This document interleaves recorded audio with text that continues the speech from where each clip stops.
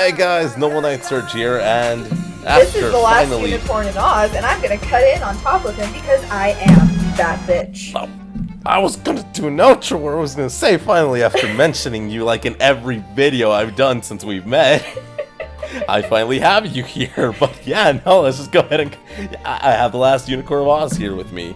I don't know, was I supposed to curse? I don't remember if that's a thing you do. You know me. I know you. I know I curse on my channel. I mean, like, we gotta avoid COPPA somehow, right? Yeah, of course. All we gotta do is put not made for kids in the... Not made for kids on the Pokemon video. Hey, we're trashing on Pokemon. Edu, your dreams were made true. I am trashing on Pokemon today.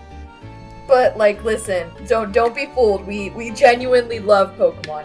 But sometimes you gotta beat the shit out of what you love. We're trashing it out of love. Exactly. Alrighty, so we got a few points we want to go over, each of our own issues we had with the game, and to be entirely fair, we're gonna give some shit we actually liked. Yeah, let's just go ahead and start with the positives, because, Leon. Because Leon's great. Okay, listen. Leon is just the epitome of what we would be like if we actually got to see the rest of the game through a champion's eyes, and that is, like, perfecto. Like, even his design, he just looks like a kid that wanted to wear all the cool clothes he could find. And that is his right, okay? We have disaster rights, himbo rights in this household. Himbo rights? Okay, but on character design, can we just say, and I believe plenty of YouTubers have gone over this, that Pokemon may not know whatever the hell it is doing with anything else, but they got it when it comes to character designs. Because, I mean, check out the ladies in this game. Oh my god. That's what I was going to bring up. Well, we got someone for everyone's taste, by the way. We got Nessa. We got Sonya, my baby. Sonya, there we go. There we go. Sonya. I was trying to remember her name. I am totally, like, full disclosure, I am a disaster lesbian. And I have to admit that Piers gets me. Oh no, I completely understand you. Bye right here, yeah. Piers. He's a good boy, and, like, listen, I don't know if you people have played Sword or Shield, the DLC, but damn it, I love Avery. I'm still honestly surprised that Avery is a guy. Really? I thought it was so obvious from the beginning. He looks like a girl. Well, I mean, honestly, let's just admit that these rivals are total jerks, and I love it. I love it because they're jerks due to the fact that before you showed up, which, by the way, I hate that in the DLC they don't ever mention the fact that you're the champion, but whatever, let's just go ahead and ignore that fact. No, but the reason they're such jerks is because they've been the #1 at this fucking dojo the whole time, and then you show up, one-shot their Pokemon because I guess Game Freak lied to us about scaling levels or whatever. I mean, technically they did scale it based on the number of gym badges you have. It's just that this DLC took so long to come out that we all pretty much were champions with level 100 Pokemon by now. No, that's the thing. There was an article that came out a couple of days before the DLC released, right? That said that Game Freak said the Pokemon in the Isle of Armor were gonna scale to your highest level Pokemon in the party. Oh shoot, I never heard of that. Yeah, meaning that if you had a level 100 Pokemon in your party as your highest level, they should have scaled up to at least 90, 80, which I don't think I saw anything over 80. That is... Wait, was there anything over... No, there wasn't anything over 80. Was there? No, I don't think so. Wailord! I remember, I fought the Wailord, and it was level 80. Okay, well, it caps at 80, which makes me mad, because I would have loved to go on an adventure where everything is level 100. That would have made it so challenging. God. And that would make sense, too, in the context of the game, to have the Isle of Armor separated like that. Because it would have such high-level Pokemon. That would make sense in universe. Yeah, but guess what? Game Freak lied again. Are we really surprised after that last Pokemon Direct? We'll get into that another day. Okay, we went off track there for a second. Other positives of this game. I liked the Pokemon design. gym leaders are also good. But yes, no, the Pokemon designs are awesome. I love the starter lines. A lot of people didn't like the Swabble line just because they say it doesn't make sense, but I feel like it makes sense. Like Shy Kid becomes cool secret agent type guy. That makes sense, especially the little emo phase in between. Yeah, I also like that because like that's how a lot of like it's more like the American-ish ones. No, I guess even the British ones. There's that movie about the kid that becomes not Cody Banks, that's American. I know you're not talking about it, but why am I thinking you're gonna say Harry Potter because you said British? I think we're gonna have to do a cut while I look this up. Golden Circle. I know that's the name of the second movie. Wait, no. It's that movie with the secret agents and Samuel L. Jackson's the villain, right? That's the first one, yes. That's Kingsman. Kingsman. There we go. Beat you to it. Yeah, well, we kind of said it at the same time, but you actually remember it. I actually had to look it up. No, but yes, Kingsman is a good example for that. The kid was kind of shy, more into his own stuff, and like throughout the movie, through the first one at least, he grows into a secret agent. So exactly, and like not to mention that too, but it fits really well into the setting because I feel James Bond is British too, right? Yes, of course. Yeah, and that just fits really well. I don't know. I personally chose Score Bunny line myself, and I really liked it. I thought it was really cute. I felt like Cinderace was a bit underwhelming, and then the Grookey line was actually pretty surprising to me.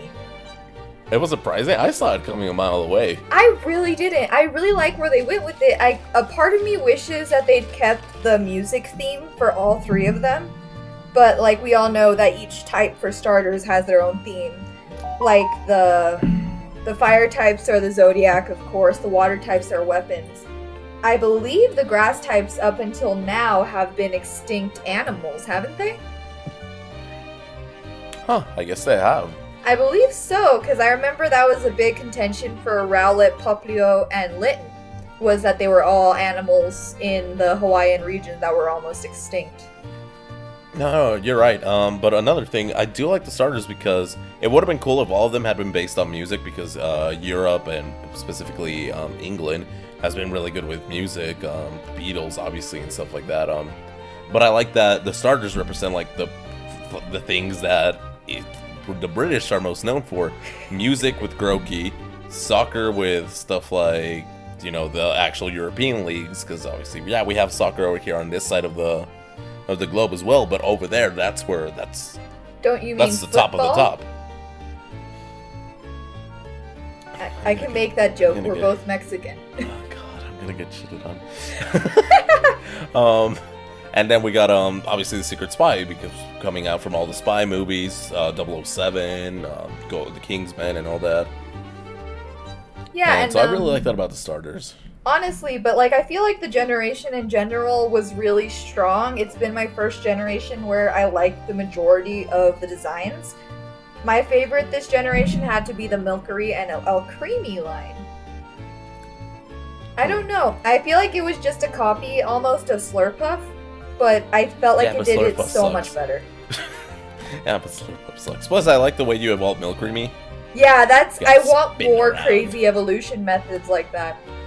I know a lot of people find it redundant or annoying. I remember people were... Though, you want to know the craziest evolution line this generation? Was Yamask. Oh god, I knew you were going to bring that up. Fuck Yamask. Honestly. That was annoying. Did they expect people to find that naturally?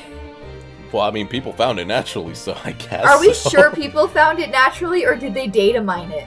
Or was it in, like, some guide? I feel like they had to have it in the Sword and Sealed Pokemon guide. They had to have it somewhere, because I do not believe for a second that somebody pulled that off on accident. No, it was too, the odds of it happening are very low, but there is odds of it happening, so it could have happened. Listen. But anyway, I think we've praised this a bit too much already. I honestly, I have to wait. I need to get one more out there. Go for it. I love the frickin' T Pokemon. Okay. Oh, Poltegeist. Poltegeist and Sinistea. They're so dumb, but I love them. And it's so stupid that they have, like, secret hidden forms. But I love it. I want Game Freak to do more crazy, stupid stuff for Pokemon like this. I feel like it's great, okay? I was gonna say something. I don't think there's really been, like, a design that actually stood up so much to me that I was like, oh, fuck yeah, dude, that's, like, the best Pokemon in this region. I mean, like, to be honest, my let's be real. My expectations were low going into this game, so anything that somewhat met them or went above them was considered amazing. Oh, don't get me wrong. There's a lot of good designs. Like, we got Corviknight, I really like that one. How did we go this long without mentioning Hatena? Hatena is just Gardevoir. No, shut up! That's not true!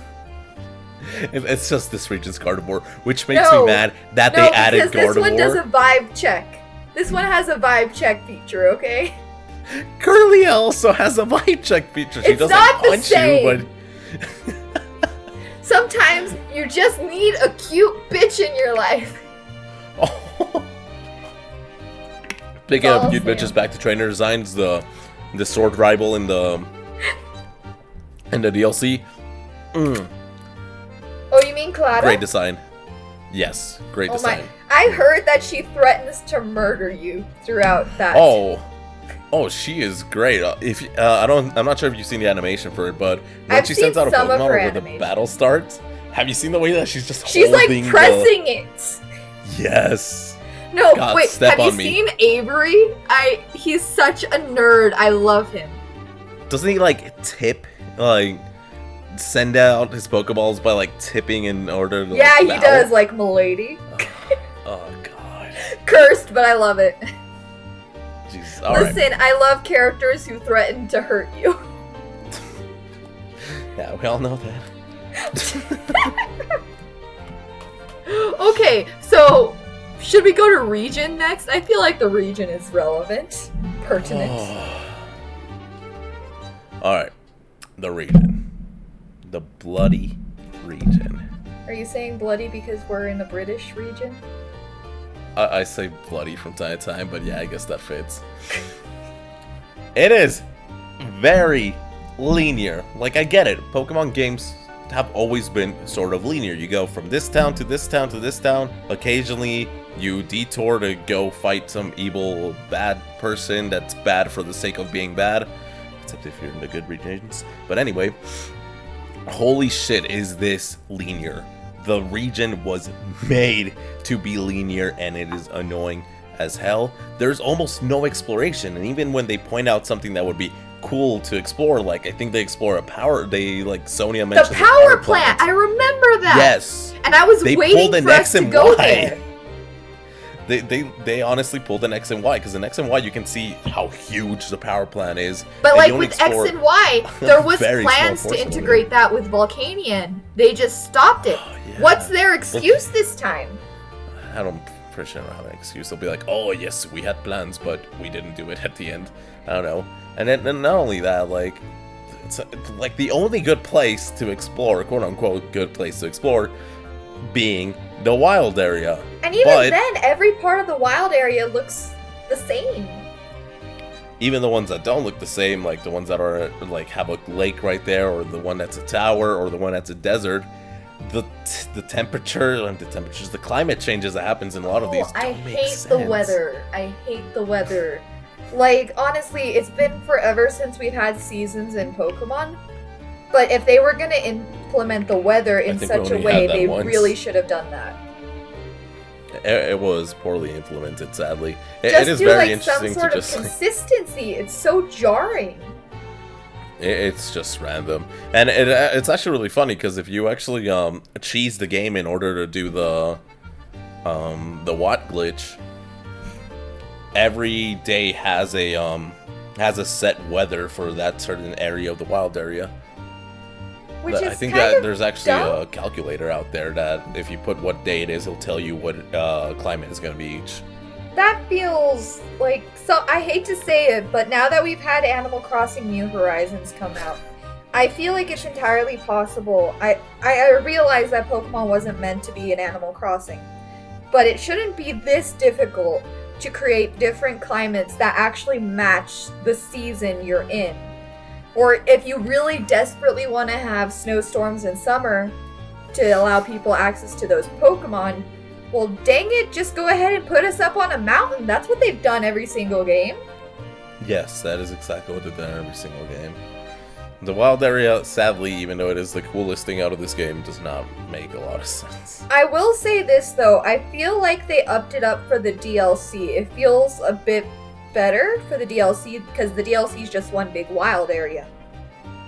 Yeah, that is true. It is so much There's better just in the so DLC. much more variation to it, and tons of people have already made jokes about, like, stuff, little things like Sharpedo barreling towards you. It's little things like that that really bring it together, make it feel more like a world. Yeah. Oh, Another and also thing having... Wait, I need to say this. Also Okay, having go for it. Wailord be its actual heckin' size. I knew this was gonna get brought up at one point. Yeah, no, that is true. Being able to look, like, that's the first thing you see when you spawn in the And Isle it's of so Armor. cool! And a large part of me was hoping that when I fought that Wailord, it would have been fixed, like a patch in the game, but no. No, it wasn't. You're expecting too much of Game Freak at that point. Oh, I am. Which, speaking of Game Freak, I know Pokemon is their child. I know they're the creators of it. But can we take it away from them? After seeing what Bandai Namco is doing, just in a development trailer for new Pokemon Snap, I have so much more faith in them just from that one development trailer than I've ever had in Game Freak. Like, holy Agreed. shit, that looks beautiful. Well, to be entirely frank, isn't Bandai also the ones who do the Digimon games? Hey guys, Someone I Search here. Real quick, just wanted to jump in and interrupt the video to add a to be continued.